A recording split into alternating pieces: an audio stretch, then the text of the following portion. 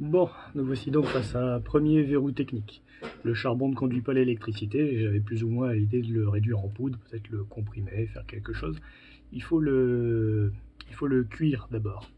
Il y a un procédé spécial pour faire du carbure de silicium qui est aussi utilisé pour faire du graphite, où on mélange, donc ils disent de la coque, bon c'est un peu comme du charbon en poudre, mais avec de l'argile et du goudron.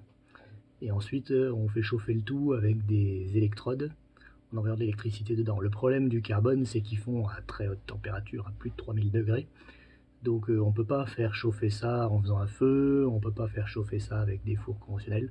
Il faut vraiment utiliser des arcs électriques pour chauffer notre charbon de manière à ce qu'il fonde, qu'il forme une masse dense, et ensuite s'arranger pour qu'il refroidisse lentement pour avoir une cristallographie, j'imagine. Le problème, c'est qu'au fur et à mesure qu'on va le chauffer, qu'il va se cristalliser, eh bien sa résistance va diminuer puisqu'il va conduire l'électricité, donc il va devenir de plus en plus dur à chauffer avec de l'électricité. Et il faut le contenir dans quelque chose qui peut supporter la même température, donc on utilise aussi du charbon ou du graphite pour faire ça. Bref, on est face au premier verrou technique pour un amateur pour réaliser ce type de pile. Il faut que je réfléchisse à l'élaboration d'un prototype de four à arc électrique pour faire mes premiers essais.